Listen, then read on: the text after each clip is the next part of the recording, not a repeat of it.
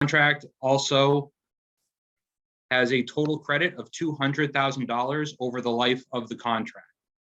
$150,000 of that credit can be used at any time over the 5-year contract period, and the remaining $50,000 can be used at any time after the first year of the amended contract. Also, the contract is a continual use of service based on the current routes and services provided by DATCO, basically the continuity of services. It is the district's recommendation that the board and the finance committee approve this contract amendment. Thank you.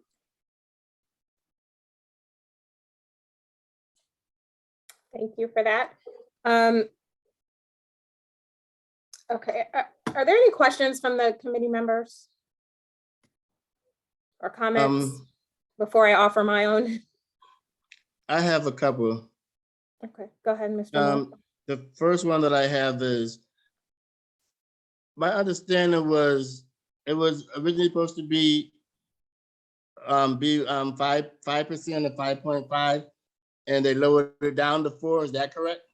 That is correct. So the current contract that we have with DATCO would call for a 5.5% rate increase from this school year to next school year for transportation.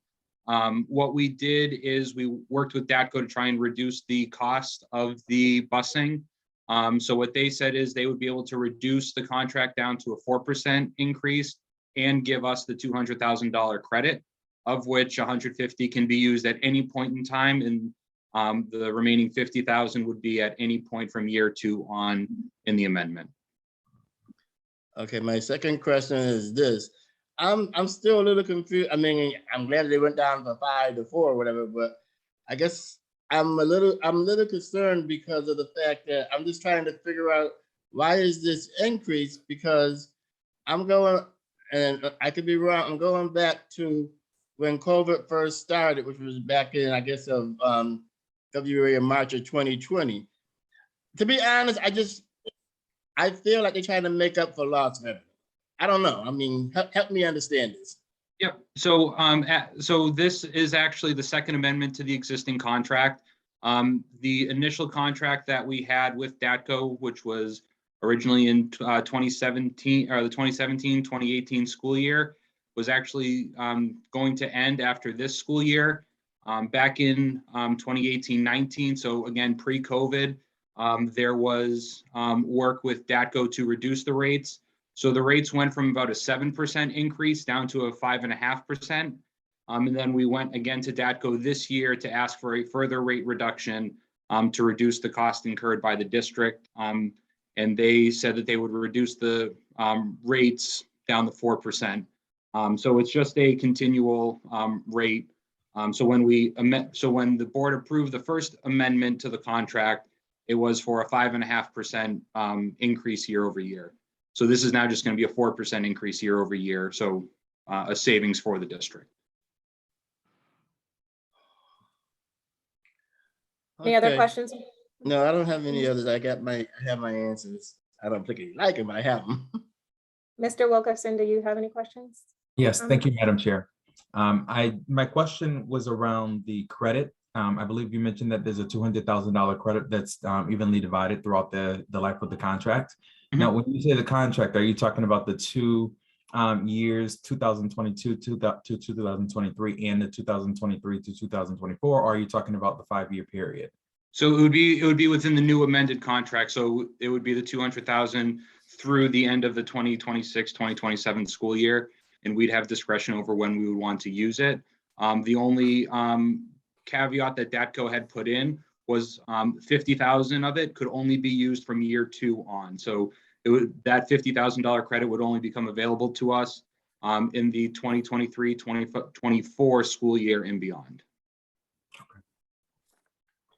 And I see that there was an increase to the credit. Is that because of COVID, or is there a reason for that? Increase to the credit, to the addition of the $200,000 credit? Right. So when we were negotiating with DATCO, we were trying to get the rate as low as we could. And so what they said is the lowest that they could go for right now was that 4% threshold. But to try and help us with that, they were adding in the, originally it was only $150,000 credit. And then while we were talking with DATCO more, they did give us an additional 50. So that was their way of saying we can't go any lower than 4 right now, but we do want to continue the business. So here's a credit that you can use. So essentially, the increase is still at the 7%, but it's offset by the credit. Partially, yes, but it is only a 4. So it is only a 4% increase over the rates that we're using this year into years moving forward. So when we actually did the numbers with DATCO, yes, there's a 4% increase, but they did say, depending on how you use the credit, it could actually reduce the cost in the first year of the new contract as you move forward. Okay, and so I'm wondering at the end of the contract and the extension of the contract, is that credit renewable, being that, and I'm just thinking with the premise that, we'd still be looking like a 7% increase, or would at some point they be talking about a 10% increase? So I guess I'm wondering whether or not that credit would be renewable after the contract period. So are you talking about getting an additional $150,000 or another $50,000 credit somewhere else down the line? Yep. That it's something that could be negotiated with DATCO down the line. But for right now, they just said the $200,000 credit. Gotcha. Okay. Thank you, Madam Chair. Thank you. I have a couple questions myself.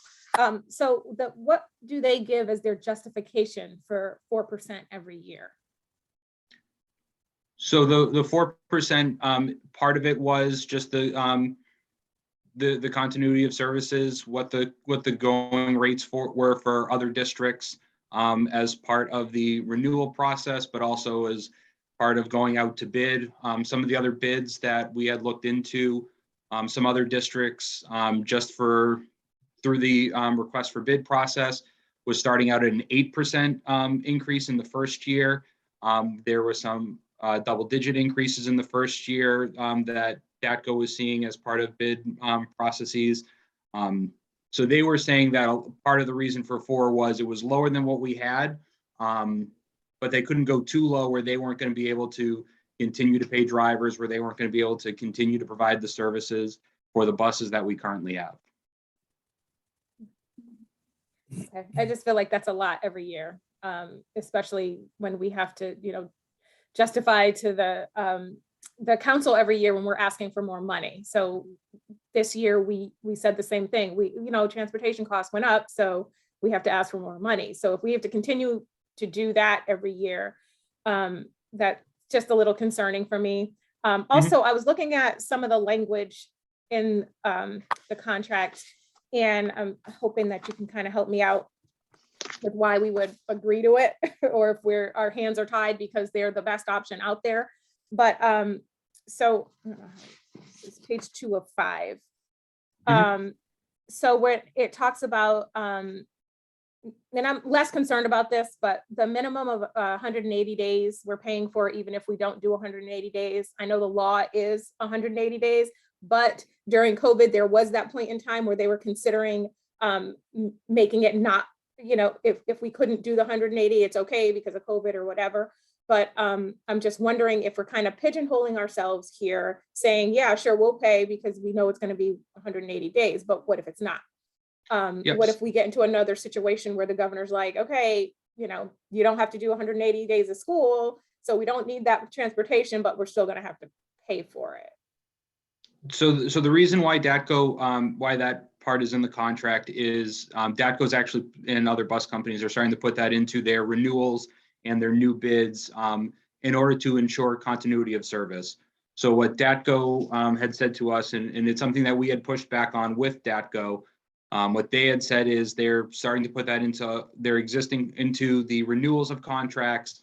And partly it is because of the continuity of service, where what they want to make sure of is if anything were to happen again, and we'll use this year as an example, it was a COVID year, but we've been open every single day. We've not had to close down schools with the exception of one school missing one day.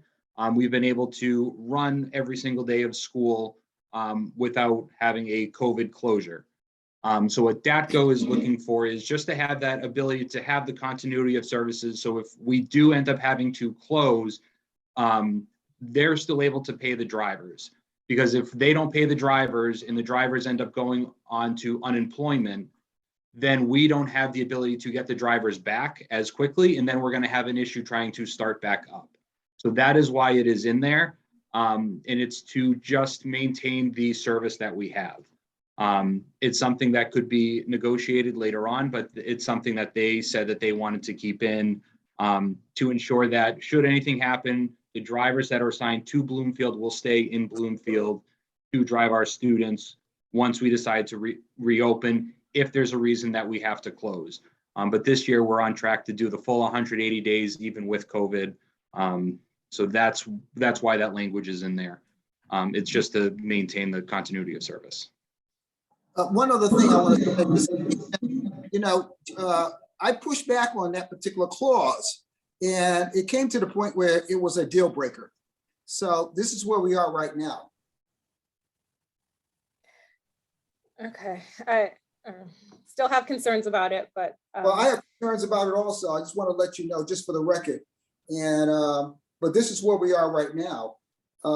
We could push further, but we will not have a contract going forward. I just want to share that with you. Okay, all right. So I have one, Femi, I'm going to get to you in 1 second.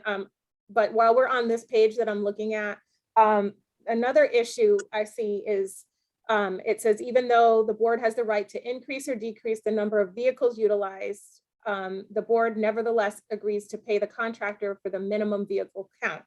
Now, my problem with that is if we decide to look into this, dig in and find ways to, I don't know if we combine buses or if we do anything that makes it easier on us or try to make things less expensive for us, like we're going to be penalized because no matter what, we still have to pay them. So that's kind of taking away our incentive to reduce costs on our end. So sorry, go ahead.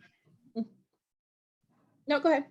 Okay, so in the contract, there is a provision for us to, if we as a district decide that we can eliminate a route or routes, then that would come off of that 28 minimum vehicle count. The reason why 28 is there now is that's our current runs. So we have 28 buses that service the elementaries or all of the public schools, so 18 buses for that. We have 4 buses that do GEMS MLC. We have a bus for AI Prince Tech and Museum Academy, and we have a bus that brings students to OPP.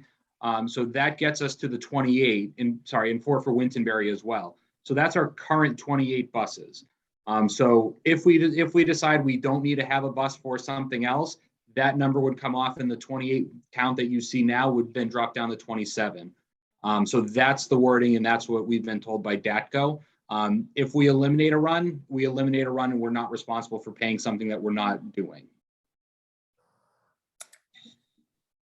But I don't know that that's what that says here, unless I'm reading it wrong, because it reads as if no matter what, or are they just going to change what the minimum is just to reflect what we have to pay?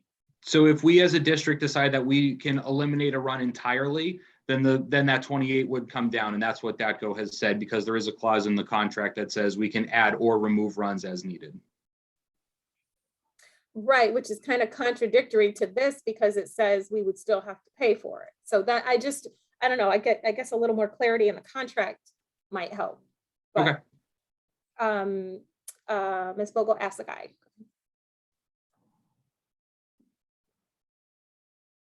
To move the mute. Good evening to you all. I was glad to hear the superintendent saying that he pushed back on the notion of continuity of service. In listening to this discussion, it sounds to me, and I haven't read the contract because I guess we weren't given the full contract, but I haven't read the information that we have in any detail. But it sounds to me like we're being punished by the bus company. The idea that we're building a contract in this kind of speculative way that seems to weigh in their favor, but not in the school district's favor, is problematic to me. I think we need to be far more aggressive in the way that we negotiate. And I hear the superintendent saying that the idea of it's the 4% or something was a deal breaker, then from my perspective, we allow that to be a deal breaker. There are more companies in the bus business than DATCO. You know, I think we should not allow ourselves to be held to ransom when we negotiate our transportation needs. You know, 4% to me seems exorbitant. It's exorbitant. I mean, not even professional salaries looking at 4% increase every year. So, you know, somehow or other, we need to find our way to negotiating in a much stronger way around our transportation costs. It feels punitive to me. Mrs. Eastman, may I have a comment here? The contract that we currently have, if I can, the contract that we currently have has 2 more years on it. Has next year, 22, 23, and 23, 24. The contract we currently have for those 2 years has 5.5% increase in their rates. That's the current contract that we agreed to a couple of years ago. So that's the current contract. What we've tried to do is negotiate a lower rate for next year from 5.5 to 4, and for the year after 5.5 to 4. And we were successful in getting the 4% rather than the 5.5 that's in the current contract. We also got, through Jason's efforts, a $200,000 credit that we can utilize to our advantage whenever. What DATCO wants in exchange for that is an extension of the contract for additional 3 years at the same 4% increase. So we've negotiated several points here. Now, the Board of Education and Finance Committee can say, no, we don't want to enter into this proposal. We don't want to go forward. That's fine. We will continue with our current contract with DATCO for next year at 5.5%, and the year after at 5.5%. And then after that, we can go out to bid and see what the market is in terms of the open bid process, see what the market is bearing relative to increases going forward beyond 2 years.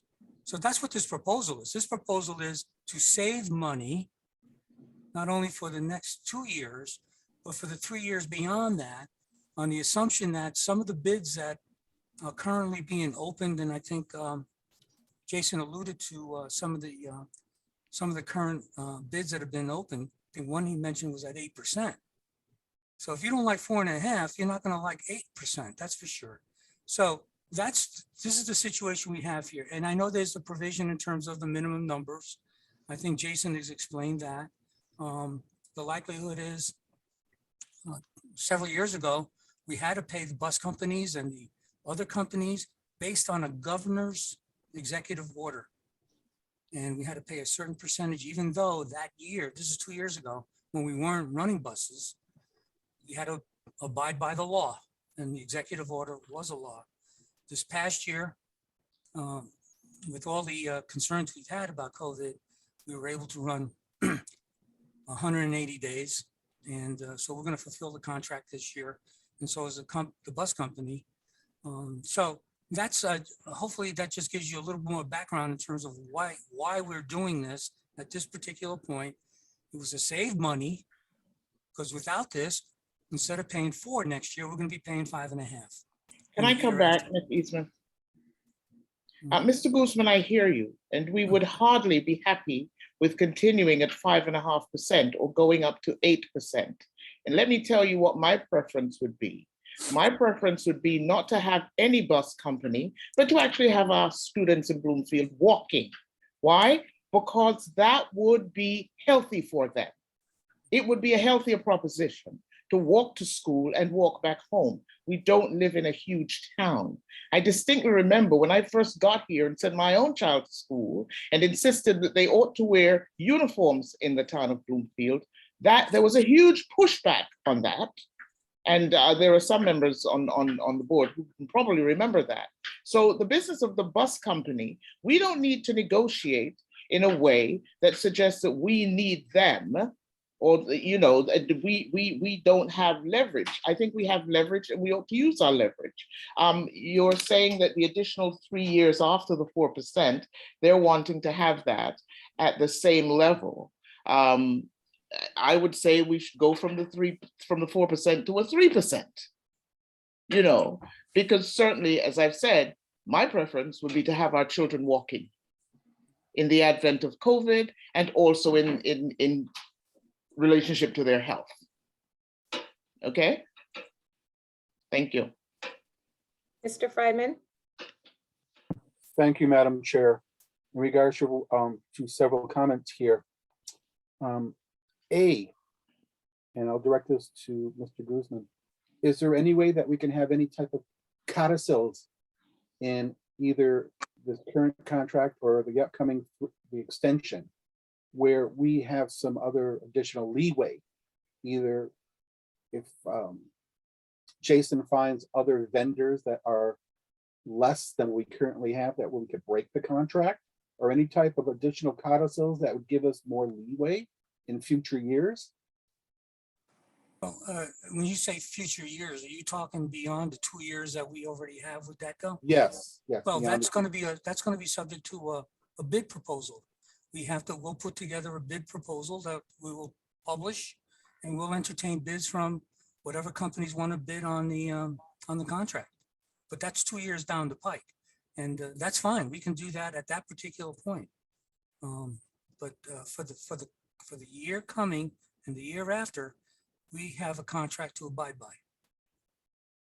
And there's nothing in that current contract where we could break it for any particular reason of costs going up, but not down.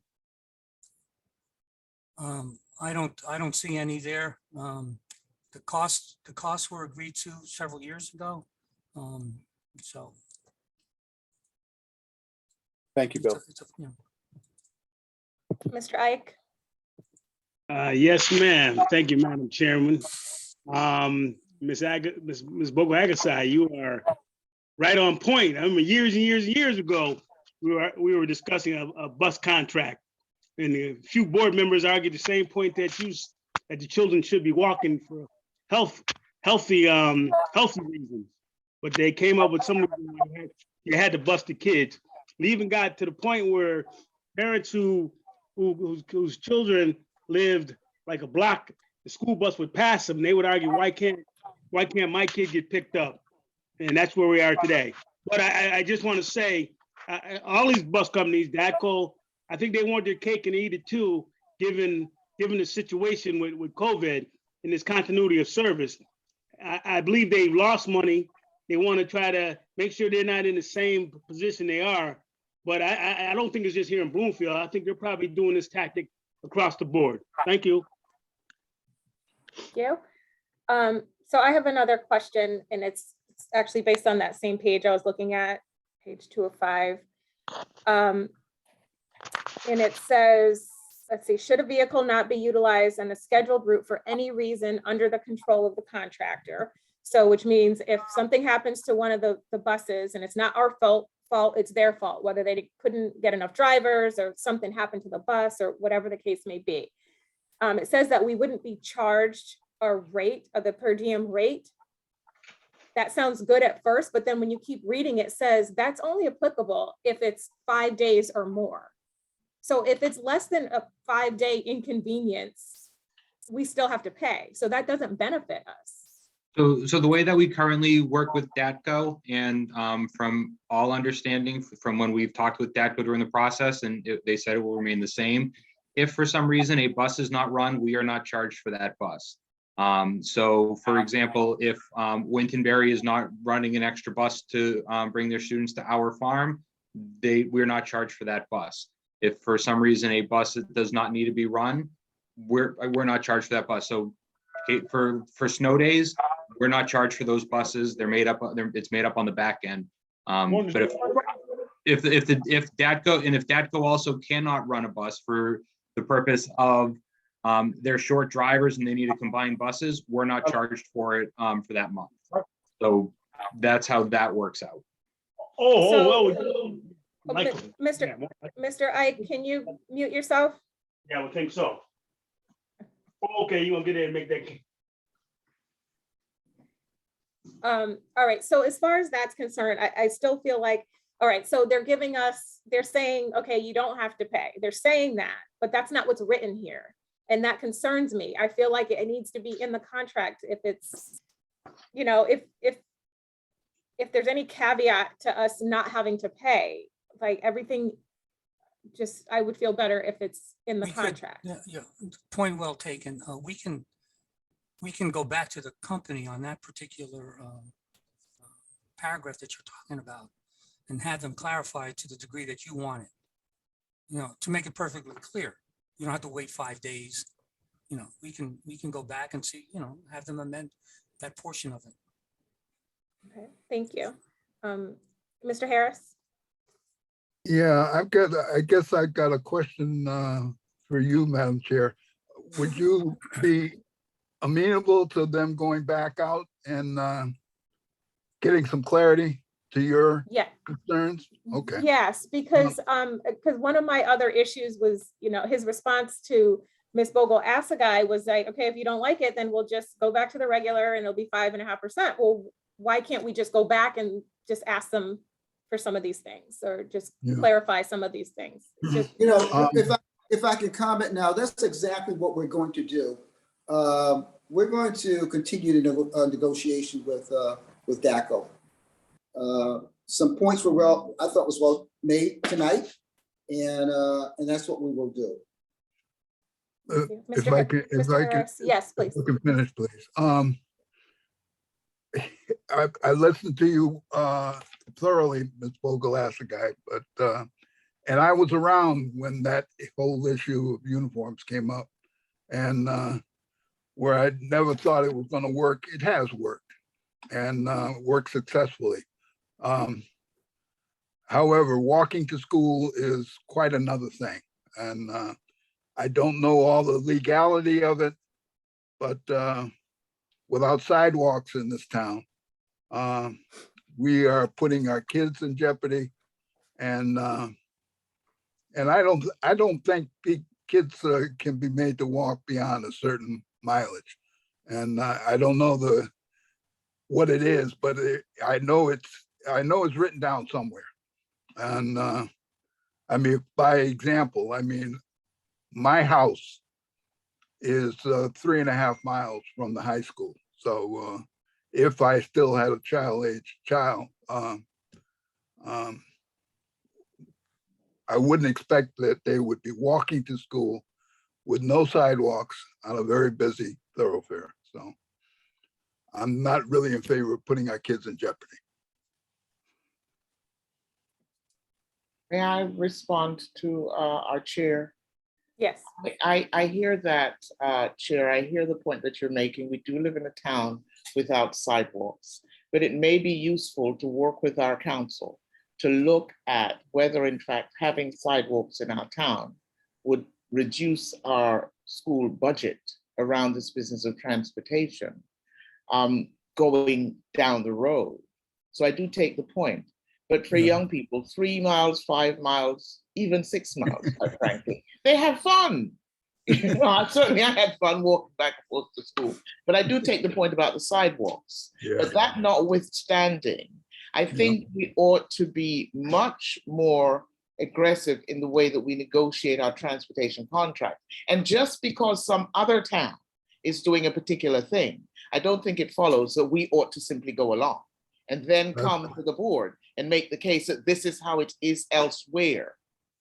This board is specific to Bloomfield, and so we negotiate based on our needs. And Thanks. To make it specific, clear, and Mrs. specific to our kids. Yeah, Yes. Mrs. Eastman, when we enter into negotiations, that's exactly what it is, negotiations. It's not unilateral, this is bilateral. You have to offer, and there's an agreement when you get to it. So this has been negotiated. We can go back with some of the specific issues that have been raised by board members. There's no question about that at all. And we can put those on the table as well.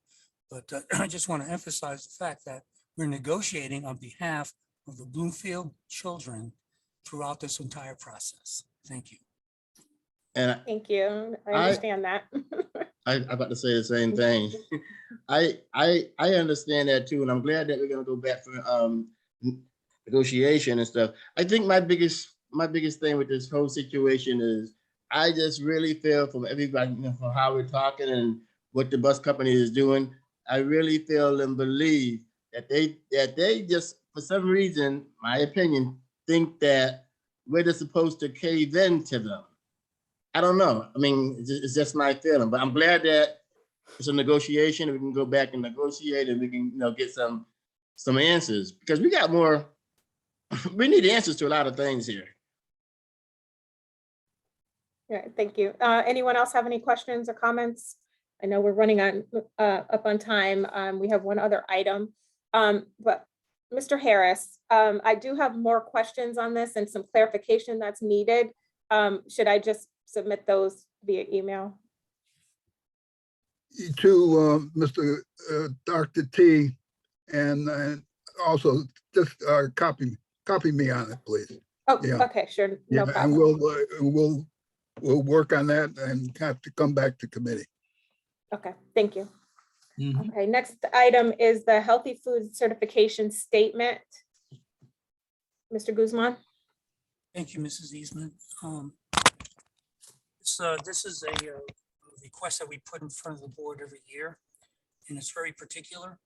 The healthy food certification statute requires that each local board of education or governing authority for public schools participating in a national school lunch program, which we do, each year must certify that all food items sold to students separately from the reimbursable meals will or will not meet the Connecticut nutrition standards. The Board of Education must complete a vote on the required motion language by July 1 of 2022 to be eligible for healthy food certification during the upcoming school year 22-23. The Board of Education is asked to conduct 2 votes tonight. Whether the district will participate in the healthy food option, number 1, and 2, whether the district will allow food and beverage exemptions. The administration is recommending approval of the healthy food certification in the first motion and approval of the food and beverage exemptions, which are included in the second motion. So we would appreciate your consideration of these 2 motions in front of you.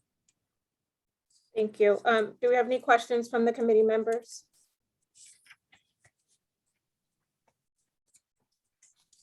Okay. Mr. Wilkerson, can you read the certification statements, please? I believe they're 2 separate. For some reason, I don't have that. That's the You only don't have- statement I don't have. Okay.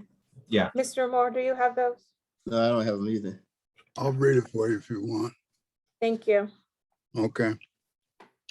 The Finance Committee moves to recommend to the Board of Education approval of the healthy food option certification.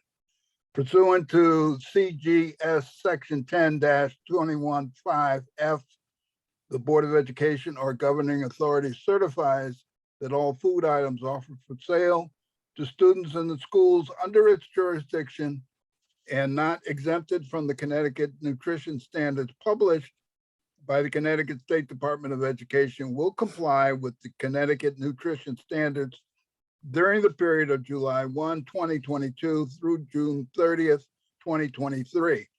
This certification shall include all food offered for sale to students separately from reimbursable meals at all times and from all sources, including but not limited to school stores, vending machines, school cafeterias, culinary programs, and any fundraising activities on school premises sponsored by the school or non-school organizations and groups. That's the We have to motion. vote on those separately? We're Yes. voting separate. Okay. All in favor of the statement that was just read, please signify by saying aye. Aye. Aye. Passes unanimously.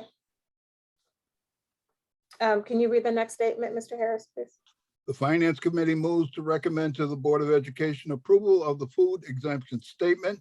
Bloomfield Board of Education will allow the sale to students of food items that do not meet the Connecticut nutrition standards and beverages not listed in section 10-221Q of the Connecticut General Statutes, provided that the following conditions are met. 1, the sale is in connection with school or non-school organizations and groups, an event occurring after the end of the regular school day or on the weekend. 2, the sale is at the location of the event. And 3, the food and beverage items are not sold from a vending machine or school store. An event is an occurrence that involves more than just a regularly scheduled practice, meeting, or extracurricular activity.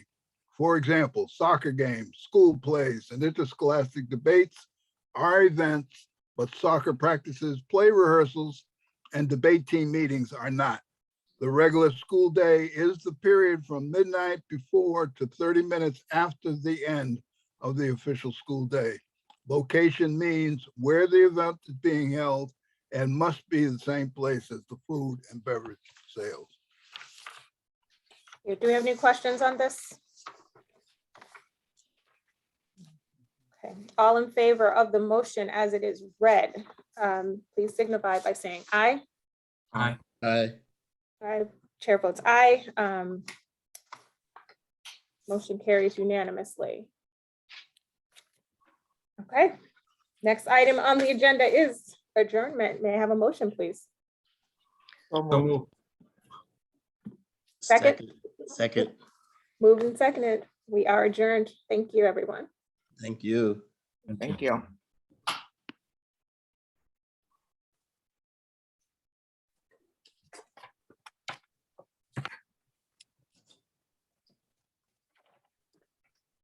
Who's next? Here you go, guys. Howard is Curriculum. next. Howard. Good evening.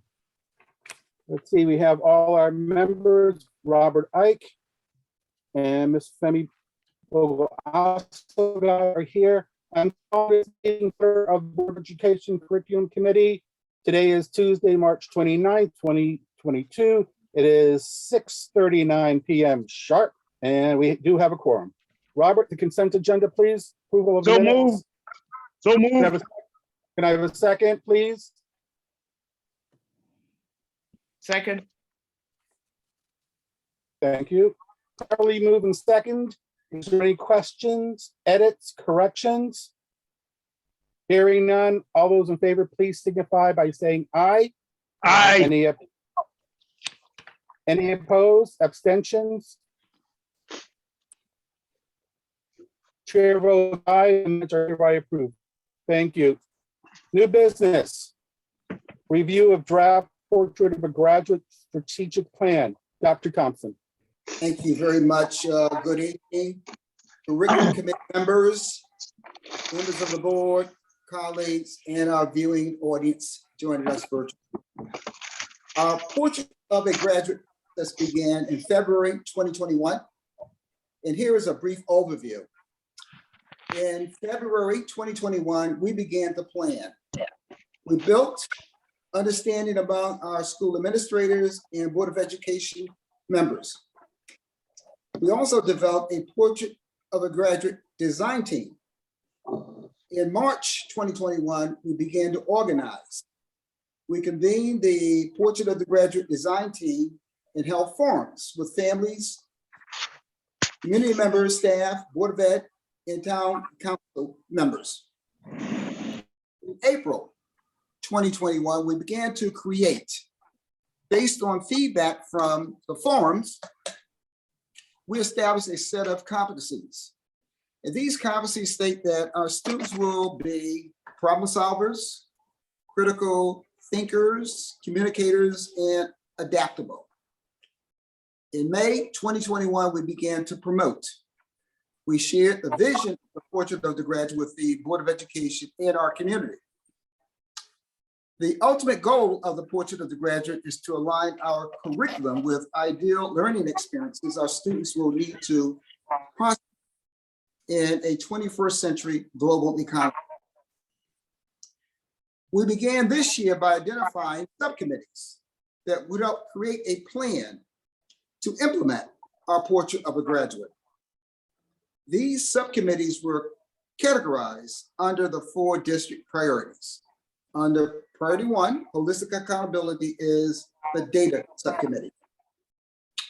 Under priority 2, rigorous curriculum instruction and assessment, is early childhood, equity-driven curriculum, talented and gifted, and educational technology. Priority 3, positive school climate, has 1 subcommittee focused on enhancing school climate for students and staff. And the last 2 subcommittees, family and community engagement and college and career readiness, fall under priority 4, family and community engagement. I will now ask Ms. Cullinan and also Mr. Titlebaum to review objectives identified by each subcommittee that's included in the strategic plan. Anne-Marie, you may go ahead and get started. Thank you, Dr. Thompson. Good evening to the Curriculum Committee and members of the Board of Ed and our visiting audience. As Doctor said, this evening, Mr. Titlebaum and myself will be going through each of the priorities and those areas that are very specific to our action plan around Portrait of a Graduate. We wanted to be very strategic about making sure this wasn't just another plan, but that it dovetailed nicely with our plan of excellence. And I think this evening you will see how our objectives under each priority dovetail with our district plan. I would now ask Mr. Titlebaum to share with you some of the highlights of priority 1, which is holistic accountability. Yep. Before we get there, so again, here's just the highlight of our priority area teams that created these subcommittees that we did the work for. So on the next slide is our objectives under holistic accountability. Our first objective for a Portrait of a Graduate under priority 1 is to develop a public-facing data dashboard to communicate student achievement with our stakeholders. And the goal of that would be to be up and running by January of 2023. Our second objective would be to implement a standardized process for sharing data in PowerSchool, which is our student information system, by the 2023-2024 school year, again, to share information with students and with families about how students are doing with their academics as well as student attendance. And then objective 3 is to ensure that all school staff receive effective professional development to enhance student success. And a lot of this is going to be based on the data that's being collected to ensure that students are able to succeed in the 21st century global economy. And as we go to priority 2, I'll turn it back over to Ms. Cullinan. So priority 2 is our rigorous curriculum instruction and assessment. This is really what we do as educators. And we've looked at the needs of our district, particularly as we asked our community, our staff, our students, our Board of Ed, our town council, like what do you see that we need? And one of the most obvious areas is early childhood. As you know, we do have a very wonderful early childhood center in Bloomfield. However, there is a cap to the number of students from Bloomfield who can participate in their education because it is a magnet school and it draws from different areas in the state, in the area. So having said that, we felt that this is definitely needed. We only had 60% of our students who came into kindergarten this year with no background in early childhood. Lots of it due to COVID and the constraints of the last 2 years. However, we knew that it was an indicator for us. So in early childhood, we have 3 objectives. Our first one is to have an ongoing conversations on the preschool slots that are available for our Bloomfield families and to increase them. Having said that, we are looking at our readiness slots that are available. In the objective 2, we are partnering very closely with the community. We meet every month with all of the community providers in early childhood. It's for knowledge and understanding of early childhood programs, but also it's for us to share techniques. We, once we can, again, we would like meetings in Wintonberry to have the community come in, families come in, and we can go over strategies with them.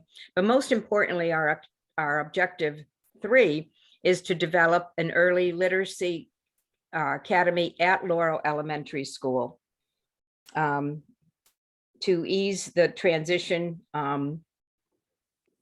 from preschool to kindergarten to 1st and 2nd grade, so that we can ensure that our students entering grade 3 are ready to read and are reading on level. We also plan to work with our pediatricians in town to make sure that they are explaining to parents the importance of early literacy and early childhood and preschool. We are having a brochure made with everyone in town that offers preschool. And most importantly, we are looking at September of 2022 to open up a preschool classroom at Laurel School. So that is on the horizon. And we feel that that will be a perfect segue into our kindergarten. And the next area is our equity-driven curriculum focus. We want our students to achieve 21st century standards to be successful in a global environment. We are increasing course offerings. We want them really to be tied in to the college and career interests of our students. And to do that, we are aligning our curriculum between middle and high school.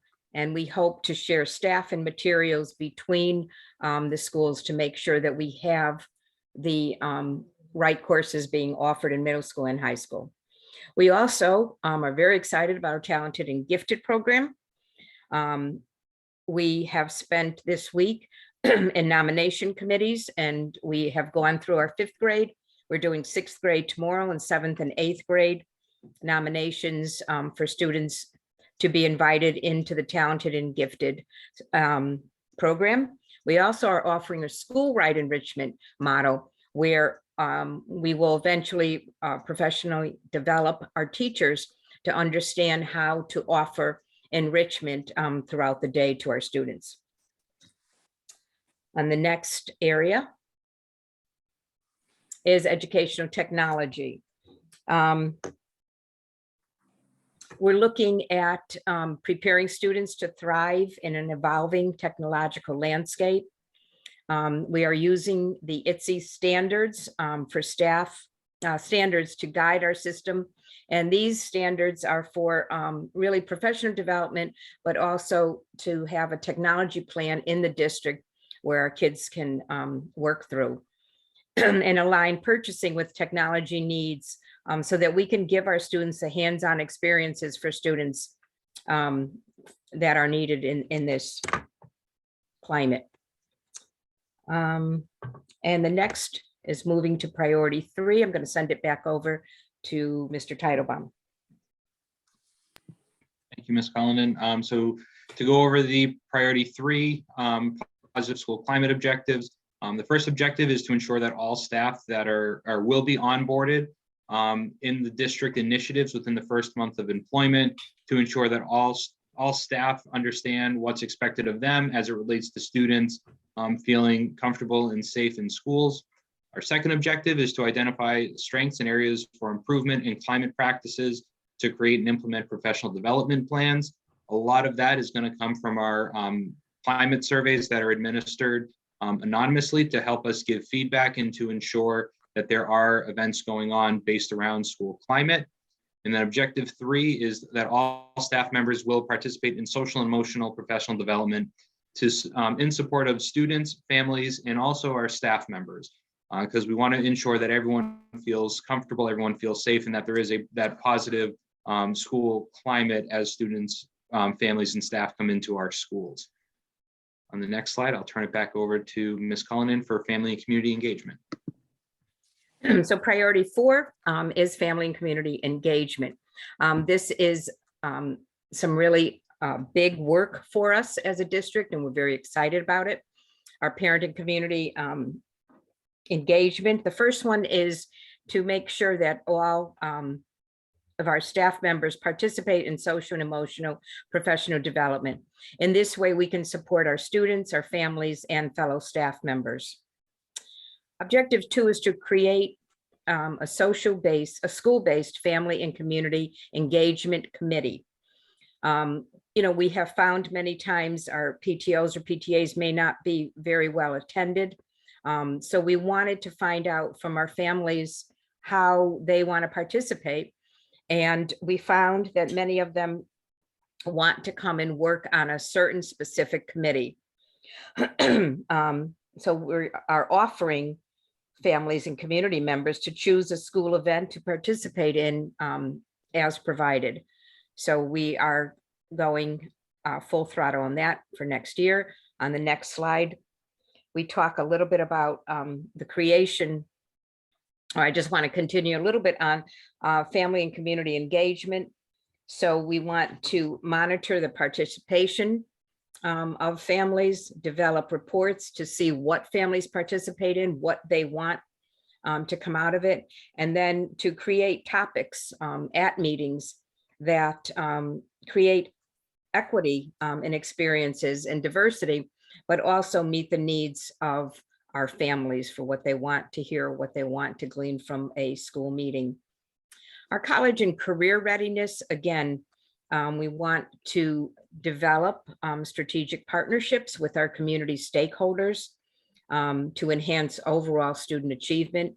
And by this, I mean that these partnerships will enable our students to get relevant career experiences.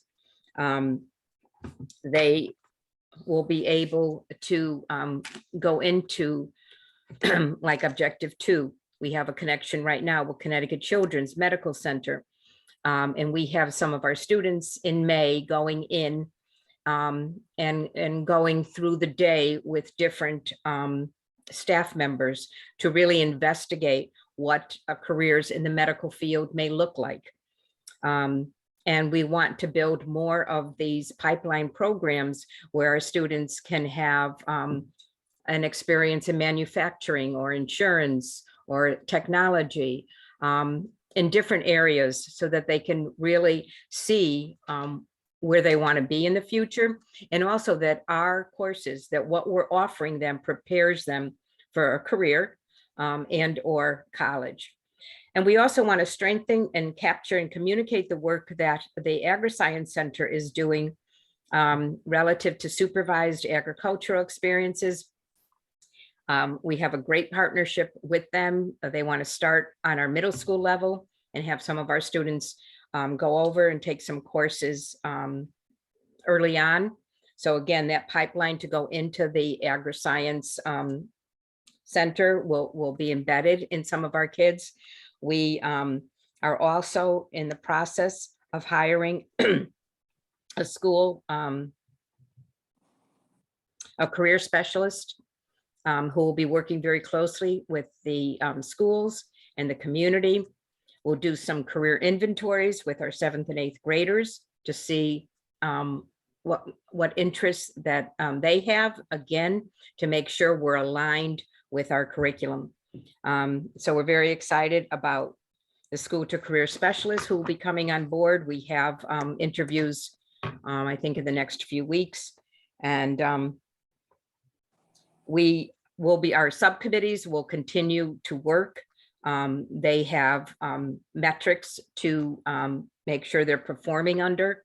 So we will obviously be in front of you again as the year progresses and as we come in with updates to progress. So we're very excited about the way our portrait of a graduate has developed. Thank you. Thank you, Dr. Thompson, Ms. Goodman, and Mr. Titlebaum. I have just 3 questions quickly before I open this up to the rest of our committee and also the rest of our board members. If I recollect this correctly, this program is a model program. I don't believe there's anyone else in Connecticut doing anything similar to this. There's one other district close by, that is Farmington. But, you know, when you take a look at the work they've done and have been doing, I'm happy to say that in some areas we have surpassed Farmington. You go online and take a look at their portrait of the graduate online, and you can take a look at what we're doing in Bloomfield. It's very robust, very comprehensive. Yeah, it seems like we're doing much more than other towns, and hopefully we are surpassing others, and they will take our lead. Regarding preschool, how many slots do we currently have, and how many slots do you propose that we will have additional? Because it seems like we are having more and more folks moving into Bloomfield, and I would love to make sure that Bloomfield residents have the first opportunity to take advantage of our preschool. I think, and Mr. Titlebaum, correct me if I'm wrong, because we looked at these numbers today. How many Bloomfield students we have at Winterberry, I think was 95. Yeah, And total we have enrollment is 300. Yep. So that And 95 are 3 and 4-year-olds. And the proposed increase from 90 would be? So they're 3 and 4-year-olds who are Bloomfield residents who have come through the lottery to attend Winterberry. And then that's it that we have in our public school district for a preschool program right now. Unfortunately, some of those students don't come into Laurel. They stay in a magnet school track. So what we're trying to do is to provide in district a preschool center where our families in Bloomfield can send their 4-year-olds. We're going to start with 4-year-olds next year, and then they would stay in Laurel. We've had the Laurel principal do some Zoom meetings with 4-year-old families in town to highlight what's going on at Laurel. As we said earlier, we are working with the Laurel staff to turn it into a real literacy academy. We know how important literacy is for our youngest children. So we're really doing a lot at Laurel. We're sending our principal to a literacy academy for professional development. She's working very closely with our preschool principal. So that, again, we have that trajectory and that sequencing of kids.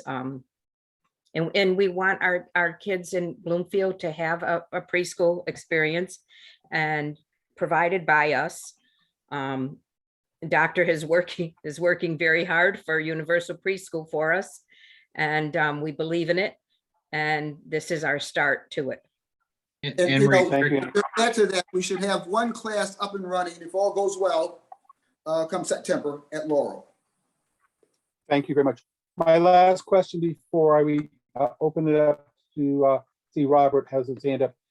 You were discussing partnerships. I know several years ago, we had a partnership with the Bergdorf Center in Hartford, where some of our high school students were having the opportunity to participate in, with some of the very dental operations over there and working with dental surgery and so forth and so on. Are we involved with them in other type of careers that might go into that direction?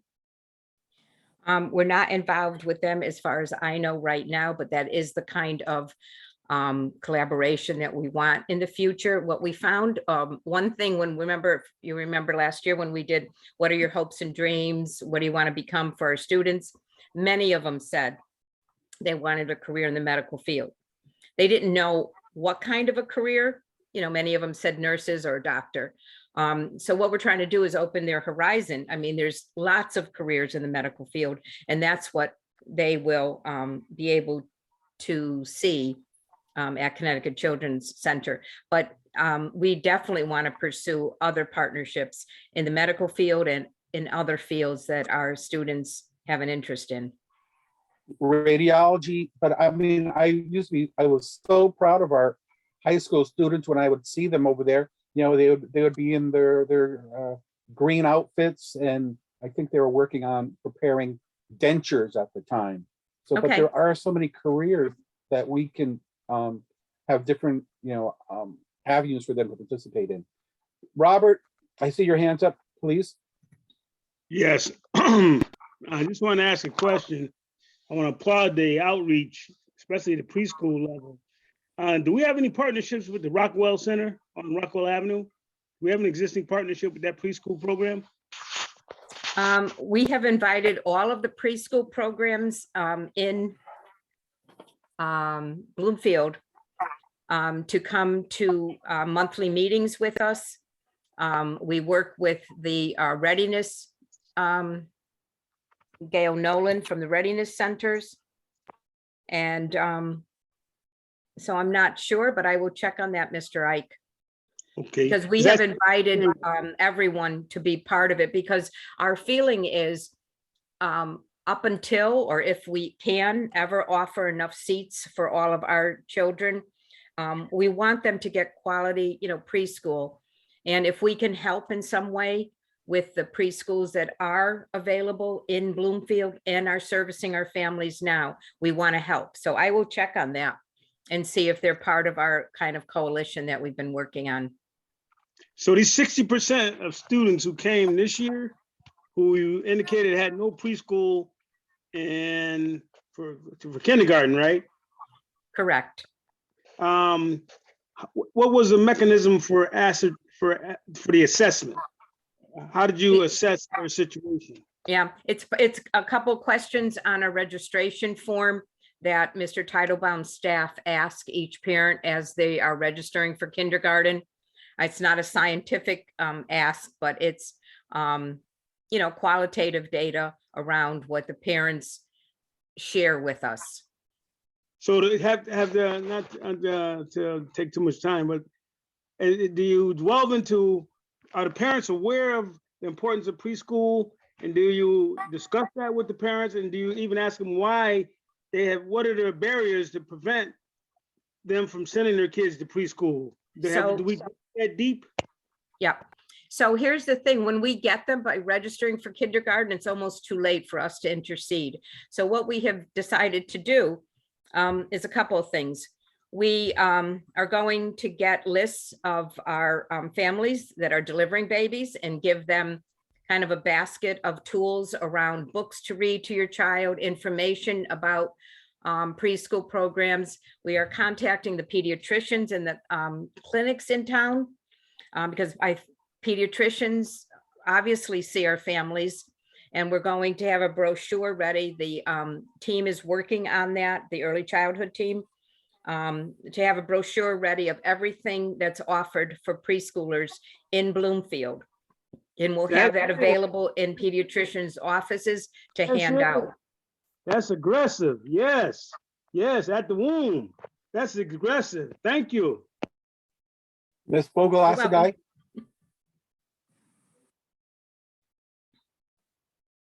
Yes. You're thank muted. you. I've removed the mute, Mr. Friedman. I'm happy to hear that the superintendent is working on the universal preschool program, because it seems to me that that is what we need in the town. And the Laurel program clearly is excellent. We need that in every single one of the schools, but we do need a universal pre-K preschool program in the town. Now, do we have any sense of what that would cost to get universal pre-K into the town? I guess the question is being addressed to the superintendent. Yeah, thank you for asking that question, because we had one meeting already with the commissioner of early childhood, and hopefully, the cost will probably be cost neutral for Bloomfield, because there are seats that will be made available for us to access. And there's so much in terms of a form of dollars that is associated for each seat. So as we are doing the math right now, we're hoping that for our first preschool program that we plan to open in fall of 2022 will be cost neutral for the district. Okay, because, you know, 60% of our population, children entering kindergarten without any preschool is appalling. Yeah. It's appalling in this suburban town. We should not have this. Yeah. And therefore we need to address it aggressively. And so I'm glad to hear, Ms. Cullen, that you're speaking in this kind of way, that the community needs to know what is available, what the Board of Education specifically is doing, and how aggressive we're being about that. So that, you know, they raise the level of consciousness with the parents. I'm sorry, did somebody have something else? Ms. Cullen, did you have something to say? I just wanted to, on one thing that you said, that it was 60% this year. We went back and checked. And prior to COVID, it was about 30 to 40% of our kids came in without any, which leads us to believe that COVID was kind of the culprit in this, right? I mean, if parents were laid off or working from home, they may not have been able to send their child to a preschool program.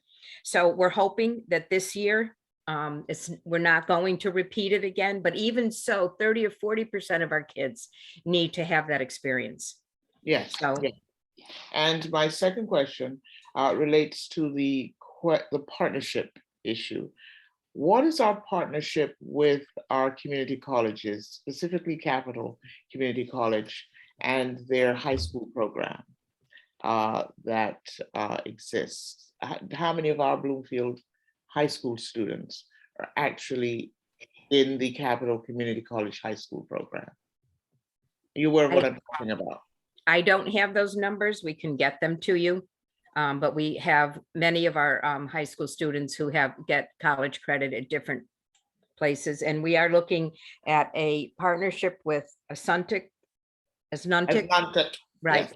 Because they have some other courses that they're offering in manufacturing and in plumbing and electricity and different areas that we feel some of our kids may have an interest in.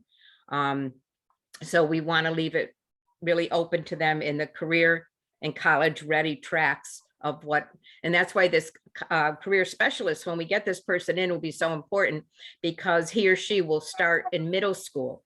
So 7th and 8th graders. Now they may not really know a career by that young of age, but they may have some feelings towards something. So we want to make sure that, you know, the school counselors know. And so that's, right. So if we can get some idea of the numbers and the spread of subject matter that they're actually attempting to do. okay. Thank you. All right. Thank you very much. I want to thank Dr. Thompson and staff once again, an excellent job tonight, bringing us up to date. Robert, motion to adjourn.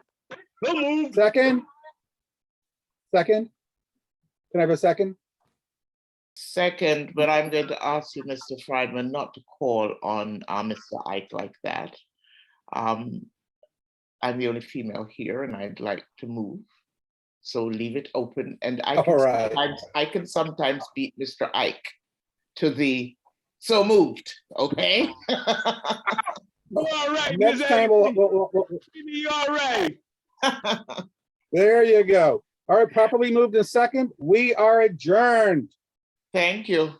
Thank you. Joseph, all yours. All right, good evening. We're last but not least.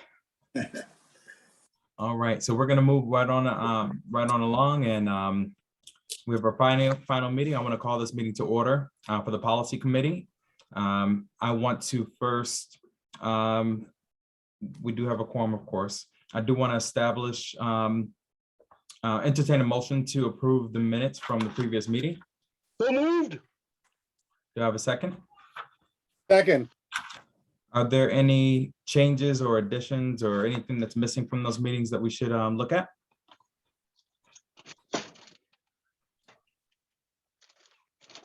Okay, hearing none. All in favor for approving the minutes, say aye. Aye. aye, All right, all opposed? Any abstentions? All right, let the record record that this has been unanimously approved. Okay, and we're going to move right on along to our first order of business on the agenda. I'm going to bring up Mr. Guzman to come up and talk to us about our policy for second reading for district goals 200. Thank you, Mr. Wilkinson. Yes, this policy 0200 district goals has been brought before the policy committee on 2 occasions. Back in September of 30 of 21, it was brought, and it was a request for a change and an amendment at that particular point. And that change you can see on item number 6. To achieve at least 80% of students scoring competitive levels. That was a recommendation that was made by Mrs. Bogalasagai, and we've incorporated that into the policy. The policy went before the Board of Education, back to the policy committee on January 25th for a second review, given the revision. Went to the Board of Education on February 15th for an initial review. And it is before the policy committee for hopefully a final review today with the idea of bringing this policy to the full board at its April 6th meeting for adoption. The change to the policy you can see in item 9, which was to provide a well-balanced and appropriate curriculum to all students, through which students will be prepared to succeed in a variety of post-secondary activities, including employment and or enrollment in an institution of higher learning. This was an issue that was brought forward because of a public act that was passed by the General Assembly, Public Act 1958. So that language is there. It's based on a model policy of the Connecticut Association of Boards of Education, CABE. So we bring it to you again for your consideration. Thank you. Thank you, Mr. Guzman. Are there any questions for Mr. Guzman about the policy reading?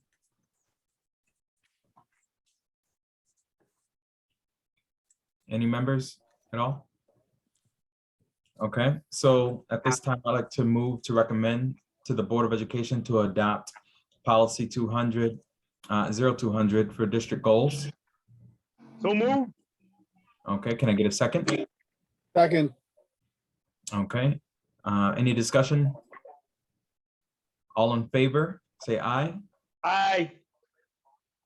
Aye. aye, Any opposed? Any abstentions? Let the unanimously approved. All right, thank you. And good job on that, Mr. Guzman. We're gonna move to new business.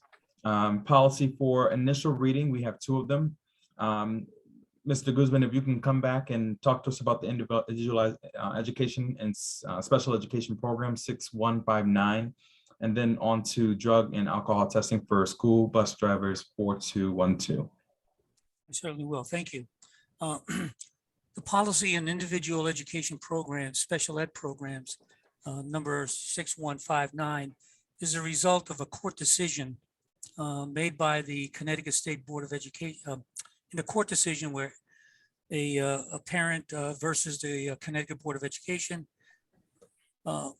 1, in all students with disabilities who have not yet reached 22 years of age and who have not received a regular high school diploma remain eligible for special education services under the Individuals with Disabilities Education Act, IDEA, up to age 22. So you can see the amended language on the front of the page here that basically says that children under the IDEA program remain eligible for such special ed services up until their 22nd birthday or until they receive a regular high school degree. So that's the amendment that was incorporated into this policy.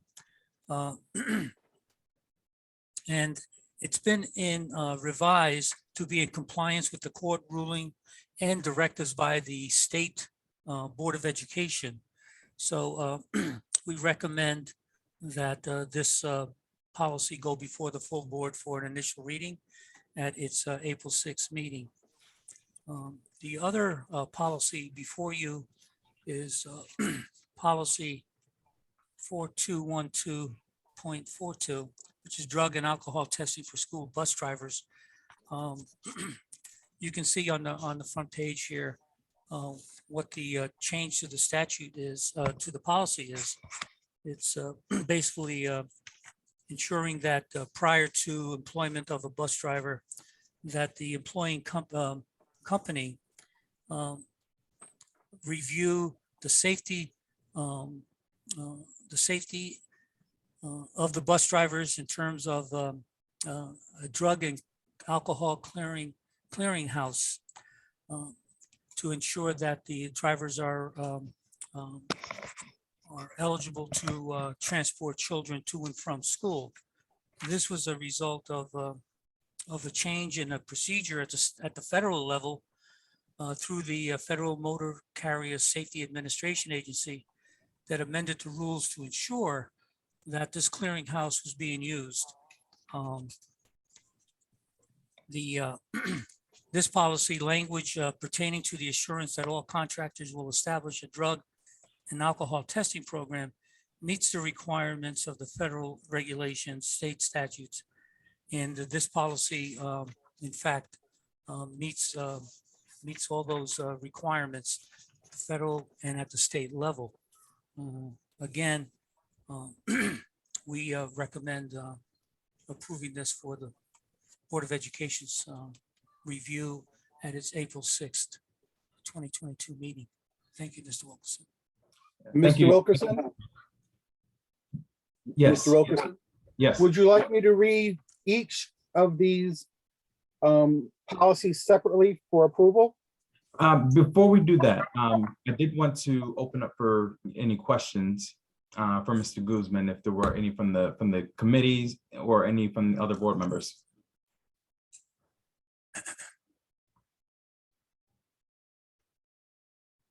Okay, I did have a question of my own, Mr. Guzman. One, for the IEP, Individualized Education Plan 6159. I'm wondering about the language. I believe this is on the third page in. If this was also an adoption as well, where it talked about the school paraprofessionals, and if any were assigned to the child, is that also being added to this policy? You're referring to Yep. what language are you talking about in particular? Yep. So on item number 7. Mhm. Where it talks about the school paraprofessionals, if any assigned for such child, we're adding that language as well. That's right. That's correct. Okay, so I'm wondering whether or not there is a difference between paraprofessionals, one-on-ones, or enhanced staffing, and if those are individuals that we do employ for IEPs, and if that should also be included, if that's. Well, if I they- think that they're this not- this yeah. reference here is to instructional assistants, Gotcha. paraprofessionals that are assigned one-on-one. Because we have instructional assistants throughout the district, but there are certain ones that have particular assignments to with one particular child because of the child's IEP. Got you. Okay. All right. I'm good with that. And then also, I'm sorry, going over to the other policy on the drug and alcohol testing. Mhm. Sorry if I'm flipping. It's fine. But I just had a note here about the language where it refers to the board recommending, expecting it. if we read on the second line where it says the Board of Education expects its school transportation carrier, I'm wondering if the expectation doesn't carry a burden of proof for them to show. And I'm wondering if we should change that to required. We can change it. We can certainly change it to require. I think it's it's the same purpose, right? I think so. Require, as you point out, is a little stronger and more and clearer. So we can change that to requires its school transportation carrier to conduct. Certainly no problem changing that. We will change that for the Board of Ed meeting on the 6th of April. Okay. So yeah, if we can make that change, and then I'm good with the rest of the language. I don't know if any others have any other questions or concerns, but it's open for anybody else to have questions. Anybody else on the board? Okay, hearing none. If I could, Mr. Wilkerson. Yes. First of all, I think we need to do one motion at a time and one change at a time. We need to focus just on this one policy, and then we go to the second policy.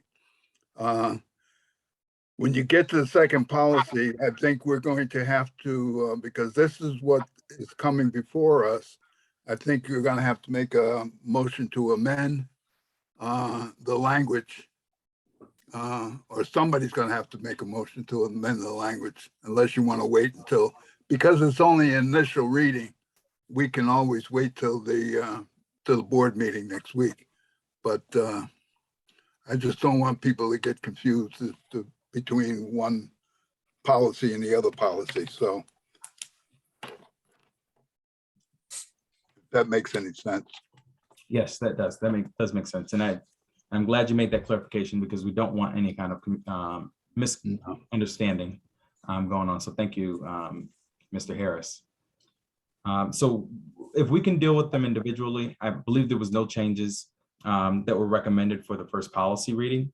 And so I'm asking Mr. Friedman if you can make the motion. Thank you, Mr. Chair. I move to recommend to the Board of Education an initial reading of policy 6159, individualized education program / special education program. Second.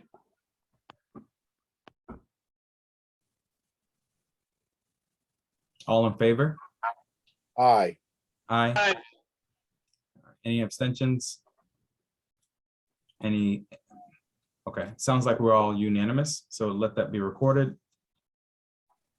Okay, and then dealing with the second policy on drug and alcohol testing for school bus drivers, I believe we need a recommendation for changing the motion. And so if we can change or make an amendment to this motion. So moved. Second? Second. Thank you, Mr. Friedman. If I could, point of order. Yes.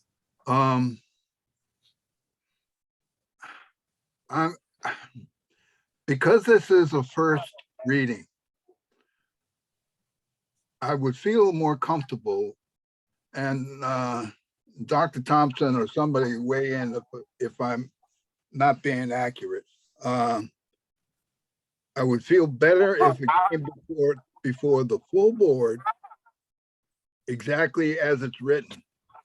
And then if we want to amend the language, because it's still going back to committee again, and then coming back to the full board again. But I would rather see it go forward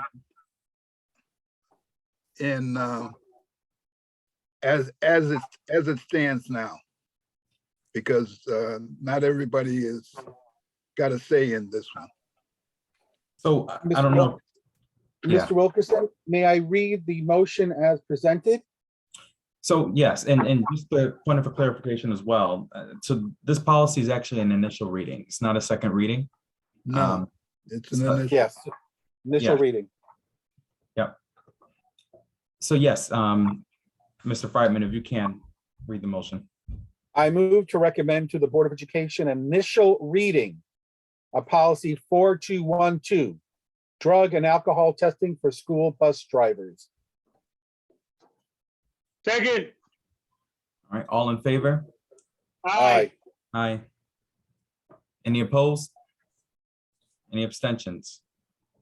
All right, let the record record that it has been unanimously approved. Okay, Mr. Wilkerson. Yes.